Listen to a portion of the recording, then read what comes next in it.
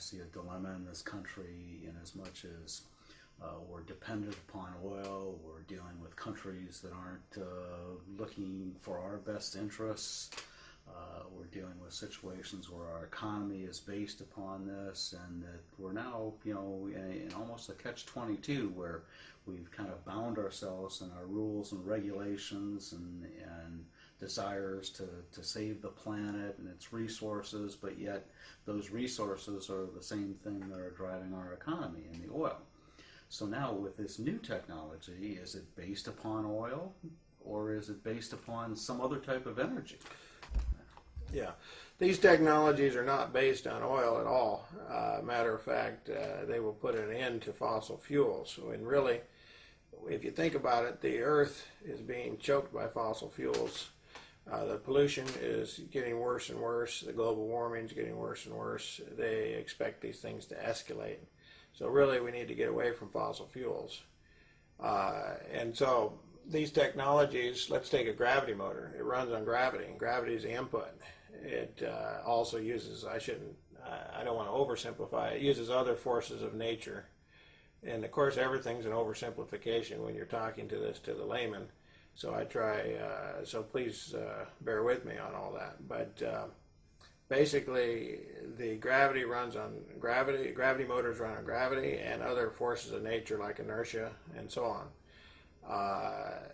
And that can be harnessed into mechanical force. And so there's no pollution, there's no need for fuel, and these things work. They've been around for 300 years. A lot of people have seen them. And back on the quantum motors or the quantum generators, basically there's a field called quantum flux or quantum field. Some people call it ether. There's a lot of different names for it. But this field is basically the same field that powers a lightning storm. If you ever see a lightning storm, there's a huge amount of energy expended. And there's approximately 2,000 storms going on somewhere on the Earth all the time. And each seems like more every day too. Yeah, and each of those storms are able to power the whole planet if you count the amount of energy being expended in the storm. The electrical energy, that's just the electrical energy. It's not counting all the mechanical energy like the wind energy and so on. So basically, nature is already doing this as an example, and our systems have been able to make the energy come in at a stable rate where it doesn't have huge arcs like the lightning, because that would of course burn up everything in your system, including you. But our systems are able to stabilize this to where it comes in at a smooth rate, and it comes in continuously, not just in arcs, and light up light bulbs, which you, Steve, have seen all this, and so you can verify that it's for real. Steve is a little bit of background. Steve, he's an electrical guy and very good with sound systems and video and so on, and he's had his own business for many years, so he's not we got a guy here that's highly competent. Well, thank you for that plug. But what we're here to talk about is the future, and what is it that we can do as individuals and as a group of God's people to get this off the ground and get it going.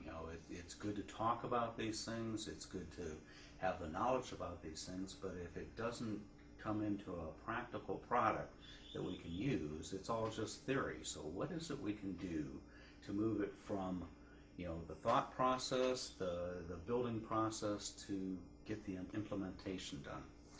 Yes, the machines have been built, and we've built literally tens of thousands of machines over the years, more than most people would believe, and many of them have been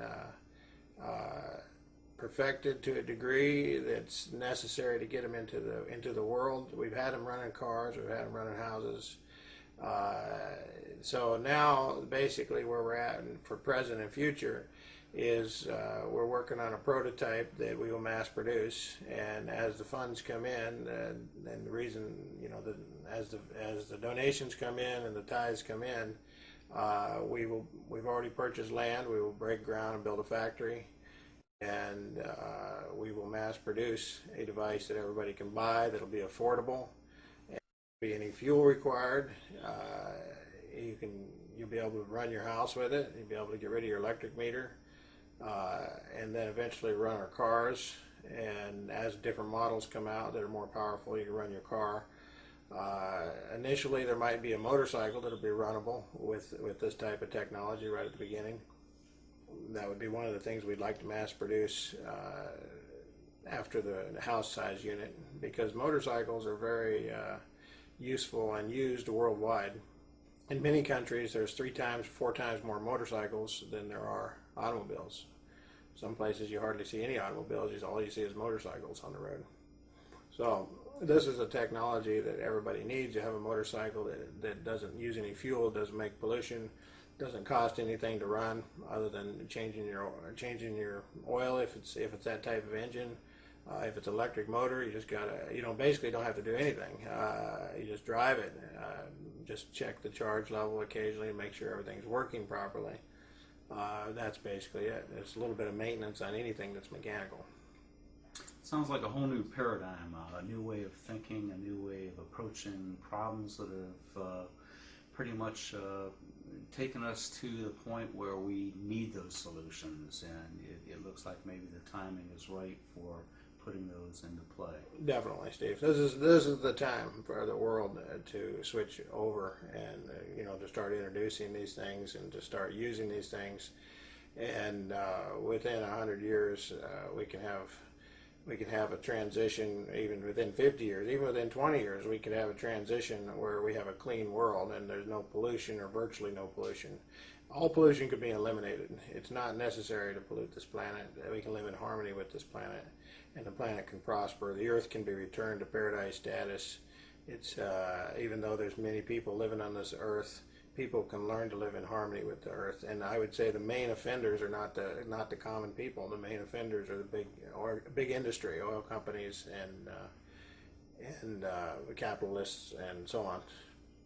Do you see this as something that could be done in a different way, as opposed to giving it to a big corporation, making a lot of money, and letting them control this new energy? Or do you see this as a way of sharing that technology with the people of the world, to help the people of the world? Yes, this is what the world needs, and this is what the people need is help, and this is what we envision happening, is all the people getting involved, and that we are able to mass produce this. The people get units at a discount rate. Anybody that's helped will get a discount, and we envision that these things will help the world. And really, it's going to be hard for any business to maintain control on this, because there's so many different ways to do it. Once you understand the technology, there's literally infinite ways to do it. So any of those ways can be patented.